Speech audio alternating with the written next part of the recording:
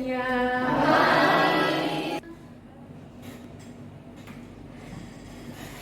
Makanan disayang mereka itu adalah kue balok. People from Java move to Bandung. Apa selain gorengan?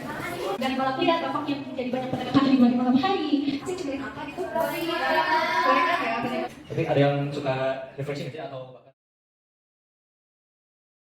Assalamualaikum. Halo semuanya. Apa kabar? Sehat? Baik. Hari ini hadir semua? Ada yang nggak hadir? Oke. Saya akan absen terlebih dahulu. Alanisa ada? Ada ya. Kemudian Alura ada. Anggi ya? Ada. Hadir? Sudah selesai semuanya? Semangat hari ini? Ada persiapan? Oke. Gimana persiapan semalam? Tidur nyenyak? Iya. Kenapa bisa nggak nyenyak tidurnya? Pikiran nggak bisa tidur, udah kayak mau piknik ya. Minggu lalu materi kita Selasa minggu lalu kita belajar apa? Yang hari ini kita akan praktekkan apa? Yang ngapain? Berarti minggu lalu kita mengeksplor tentang materi ya, materi yang akan kita praktekkan sekarang gitu ya. Alat-alatnya, bahan-bahannya untuk nanti ada? Sudah disiapkan? Sudah. Ada. Berupa print out atau berupa soft file? Print out. Oke, print out nggak apa-apa. Kalau yang ada punya soft file juga nggak apa-apa, bisa tayangkan ya.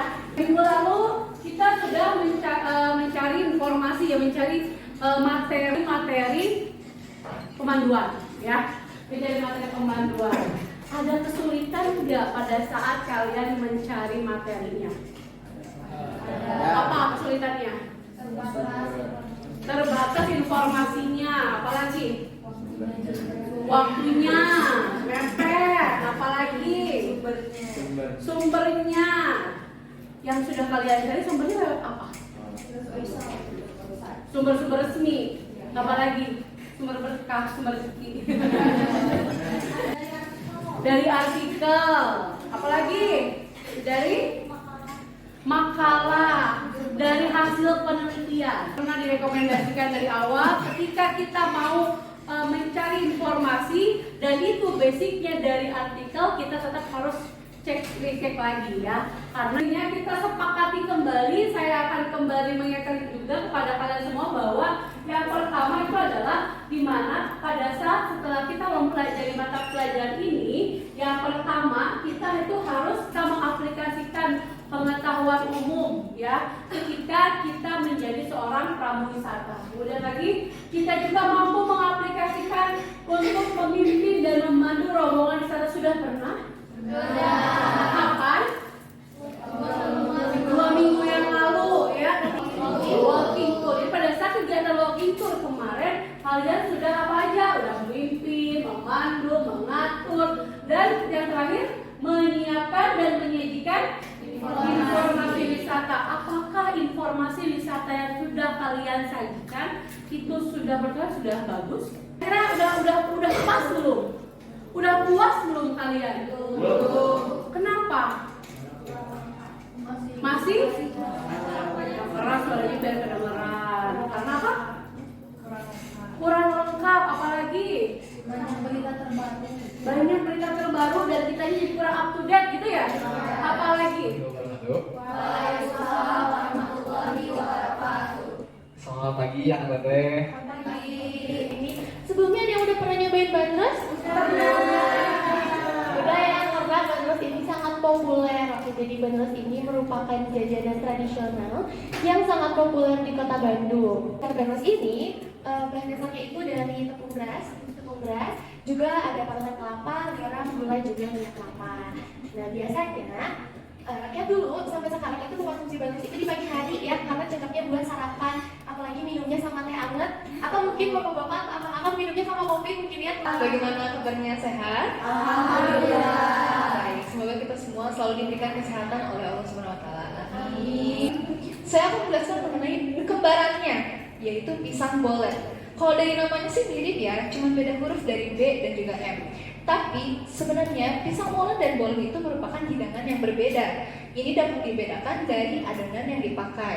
Jadi di mana pisang bolen ini menggunakan adonan pastry, yaitu tepung terigu, air, gula pasir, dan juga cornstarch.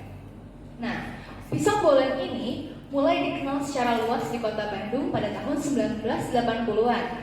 Ini dari resep koki Belanda yang sudah disesuaikan dengan lidah Indonesia. Ambil dari kata bahasa Belanda yaitu bolen yang berarti mengembang, di mana pisang ini yang dibalut dengan pastry lalu di oven selalu akan menjadi mengembang. Dan filosofi kedua, pisang bolen ini terinspirasi dari mesin pengaduk semen yaitu truk bolen. Jika kita tarik ke belakang sampai tahun 1961, Saparua ini pertama kali dibangun untuk jenjang olahraga judo di perlombaan PON 5 di Jawa Barat. Nah, sebelum Gor Saparua ini dijadikan utamanya untuk jenjang olahraga. Nah, bakso tahu itu terinspirasi dari makanan Cina. Kalian tahu nggak makanan apa?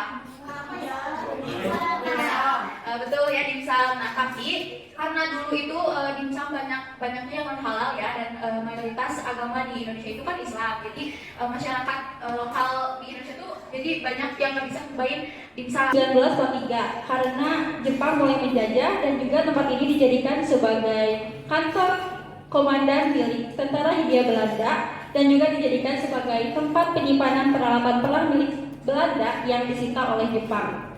Villa Isola ini Selamat datang di kota Bandung, kota yang indah, tempat lahirnya para pejuang. Oto Iskandar Dinata sampai Muhammad Toha, Bandung Lautan Api tak akan pernah terlupa. Gedung tersebut memiliki nama The Majestic. The Majestic ini adalah sebuah bioskop yang dibangun pada tahun 1925. Dibangun oleh Charles Prosper Woolsemaker dengan desain Art Deco. dari balap liar dampaknya menjadi banyak pedagang kaki lima di malam hari. Kemudian banyak juga aktivis-aktivis dari mahasiswa kampus terdekat seperti ITB. Lalu pada masa itu sampai masa kini itu tidak berubah. Dago masih dijadikan untuk tempat berkumpul atau saling menunggu. Fungsinya itu masih sama. Nah, peran Dago sampai sekarang tidak berubah. Bandara ini diambil alih oleh Jepang pada tahun 1945. Ketika Indonesia telah merdeka, keadaan bandara ini sempat mengalami vakum dari tahun 1945 hingga tahun 1949. Setelah itu, bandara ini diambil alih oleh Auri sebagai pangkalan militer pada tahun 1969 hingga tahun 1973. Makan diri. Nama saya Shannon Anastasia Kakak. Hari ini saya sebagai tour guide dari rombongan SMK Negeri 9 Bandung.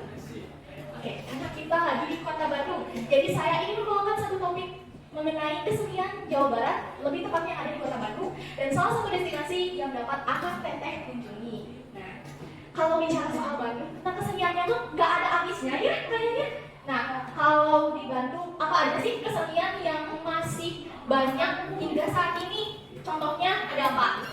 Gajidor, ada jaipong, nasi tradisional, singahan ya. Oke. Nah, ngomong-ngomong soal jaipong, tahu nggak sih latar belakang dari jaipong? Dan tahu nggak? Nggak ada. Ya udah. Oke.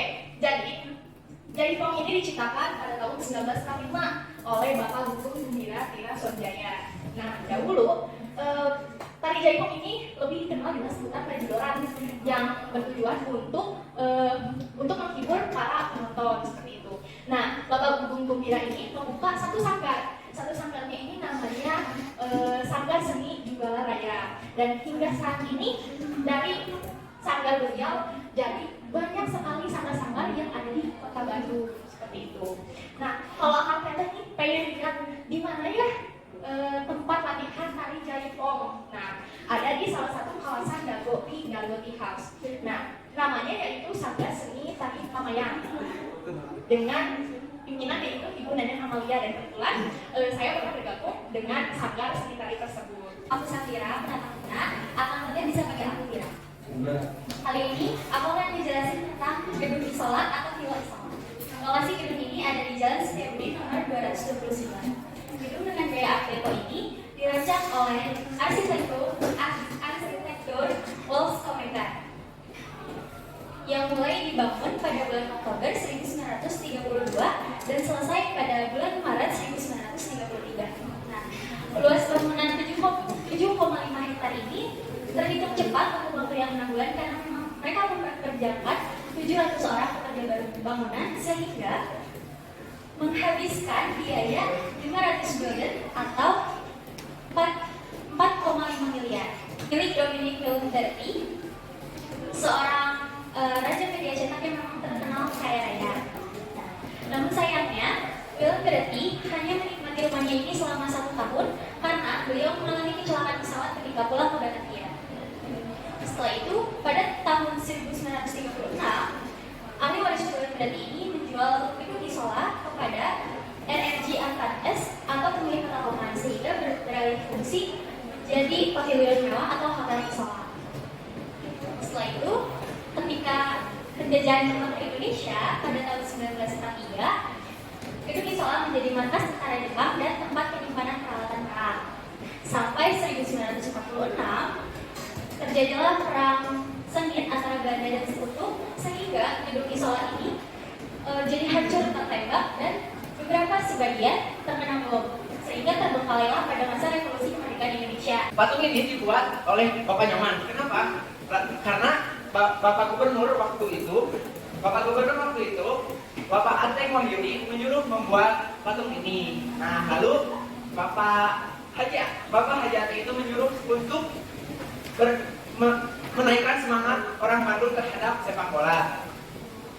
Waktu awal, Bapak Nyoman Harta membuat sketsa yang sebelumnya menjadi patung ini. Sketsanya dulu bahwa di belakang patung ini terdapat sebuah bayangan. Lalu sketsa itu diberikan ke Bapak Ateng. Nah, Bapak Ateng berpendapat, kenapa ada bayangannya, kenapa ada orang yang di belakang patung ini. Lalu Bapak Nyoman Harta menjelaskan bahwa biar ada bayangan atau seseorang yang sedang mengejar orang tersebut. Pangan yang sering digunakan sebagai makanan di Italia. Nah, pasta ini merupakan adonan tidak ragi atau menggunakan tepung gandum dulu atau yang disebut semolina yang dicampur dengan air dan juga minyak. Boleh dong tepuk tangan untuk satu.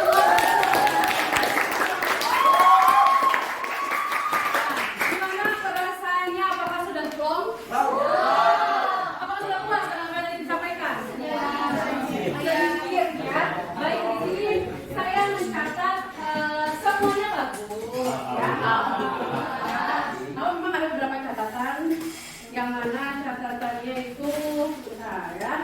Poin evaluasinya adalah yang pertama tadi ini ingat ya, panggilan kepada tamu itu jangan sampai kalian gitu ya. Ya hindari kata-kata kalian karena kan bukan teman. Jadi tetap kita walaupun tidak satu usia gitu ya, seusia seumuran bukan berarti kita juga boleh bilang kalian gitu ya. Tapi boleh bapak ibu akan teh gitu ya. Baik, seperti itu ya. Kemudian apa kata boleh ya? Kata aku. Di sini aku akan menjelaskan. Nah, aku ini dijelaskan kata aku. Di sini saya akan menjelaskan. Ingat, kita ini formal ya, harus formal walaupun ya ada beberapa wisatawan yang nggak formal pun bisa. Tapi kan itu konteksnya beda lagi gitu ya. Kita pun kalau jadi pemandu wisata nggak harus selalu formal kok. Dia ada juga yang non formal. Kemudian di sini apakah ada pertanyaan? Ya, tadi sudah disampaikan di slide pertama bahwa bisa diganti dengan kiranya ada yang masih bikin penasaran nggak mau ditanyakan dulu gitu ya. Gitu ya. Intinya pemilihan materi ini sangat berpengaruh. Mungkin tadi banyak yang cuma ya bahas tentang surabi gitu ya. Kenapa ada pedagang surabi gitu ya. Padahal banyak banget tuh makanan-makanan di Bandung itu. Bisa rangginang, ya kan? Rangginang jangan salah, kalau rangginang di kita sama rangginang di Jawa tuh, di Jawa Tengah itu berbeda. Pemilihan materi sangat berpengaruh. Ingat ya, kita kan di Bandung banyak sekali yang bisa diangkatnya, gitu ya. Walaupun tadi bagus juga ada yang bahas tentang di gedung, gitu ya. Banyak orang yuk kita mencari topik itu ya, carilah yang tidak sama dengan orang lain, tidak sama dengan teman. Nah, kemudian ketika informasinya lagi greget-gregetnya gitu lah ya, lagi naik-naiknya, tapi ternyata kalian closing banyak itu. Padahal saya tuh udah nungguin ini benang-benangnya, tapi ternyata malah kayak misalnya contoh nih ya, kan tadi disampaikan di awal bahwa informasi yang kita kemas itu mulai dari informasi umum, khusus, ya tambahan, terkini gitu kan ya. Tapi kenapa tadi masih banyak yang kurang greget gitu. Jadi kalian kalau fokus dengan materi kalian, berikut materinya juga kurang greget gitu ya. Tapi udah bagus gitu ya, nggak usah khawatir, namanya kita belajar. Makanya kenapa ada evaluasi ya. Nah nanti mungkin kedepannya ingat ya, informasi umum itu tidak harus melulu mengenai tentang apa yang akan kita bahas. Baik, selamat sore ibu bapak, kakak-kakak semuanya, apa kabar, bagaimana perjalanannya lancar, selamat datang di Bandung. Mungkin ini sore-sore gini, nah jelasin dulu tentang Bandung apa boleh, bagaimana perjalanannya. Dan sekarang sebelum kita menuju ke hotel, saya akan ajak dulu bapak ibu untuk makan salah satu makanan yang kalau Bandung harus makan ini. Kenapa? Mungkin banyak tempat-tempat lain tapi rasanya berbeda. Saya akan ajak bapak ibu untuk menuju ke mana. Kita mencoba makanan yang misalnya yang hits di Bandung, adalah makanan salah satu makanan favorit orang-orang Bandung. Tentunya tadi yang Surabi Imut. Nah, kita ke daerah Setiabudi. Ada yang tahu nggak kenapa dibilangnya Surabi Imut? Atau enggak? Akan teteh di sini saya akan sedikit menceritakan mengenai Surabi Imut itu kenapa sih dibilang imut? Apakah imut-imut seperti saya gitu kan? Ya kan bisa aja, dan akan bilang narsis enggak. Dibilang Surabi Imut itu kenapa? Terus posisinya di Setiabudi. Kenapa jualannya dulu pagi-pagi? Ya, nah itu kan ada ceritanya kenapa dibilang Surabi Imut. Sehingga akhirnya karena peminatnya banyak, membludak, bicara tentang Surabi, ingatnya Surabi Imut, ya, Surabi Enhai, gitu ya. Akhirnya ada Surabi Enhai, ada Surabi lainnya di daerah Setiabudi. Dan di daerah Setiabudi ini terkenal dengan daerah Surabi, misalnya Surabi Imut, gitu ya, makanan Surabi. Sebetulnya Surabi itu sendiri awalnya hanya Surabi Kinca, ya, bukan Surabi oncom, Kinca dulu. Kinca ini apa? Surabi itu sebetulnya asin, ya kan? Karena terbuat dari santan, ya, dan ya bahan-bahannya apa saja, ingredientsnya dan cara masaknya seperti apa, menggunakan apa, itu diceritakan. Gitu, ya. Terus ada juga Sharon pada saat menceritakan tentang ini. Padahal saya bisa aja menarik, saya sedikit akan bolehkah saya menunjukkan tarian sih? Padahal dia boleh. Jadi saya misalnya bawa selendang, tali ini boleh, itu boleh banget.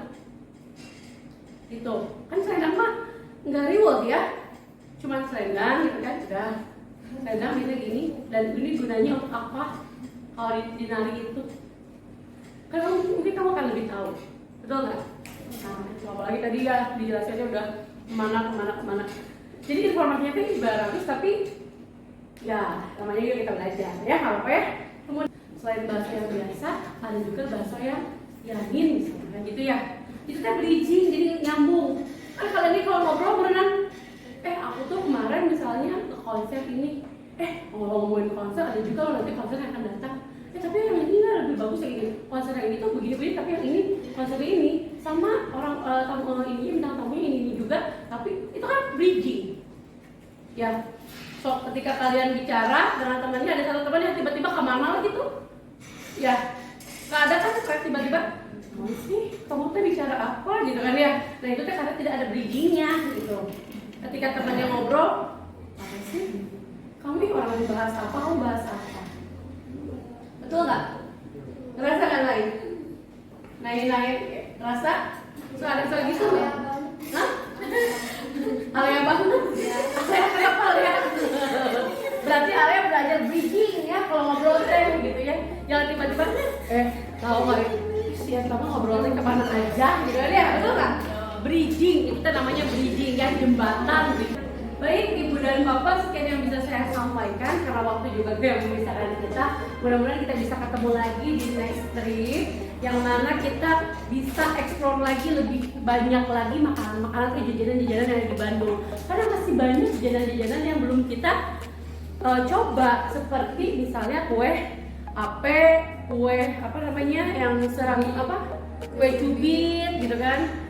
Apakah habis dimakan langsung cubit-cubit? Ya. Nah, itu kan. Kemudian kita belum cobain misalnya makan sate jando yang terkenal dengan antrian yang panjang gitu kan. Seperti itu. Dan besar harapan saya Bapak dan Ibu bisa datang lagi, bisa ketemu lagi dengan saya. Insya Allah saya akan mengantar. Untuk evaluasi saya kirim link, cek di WA, langsung isi ya.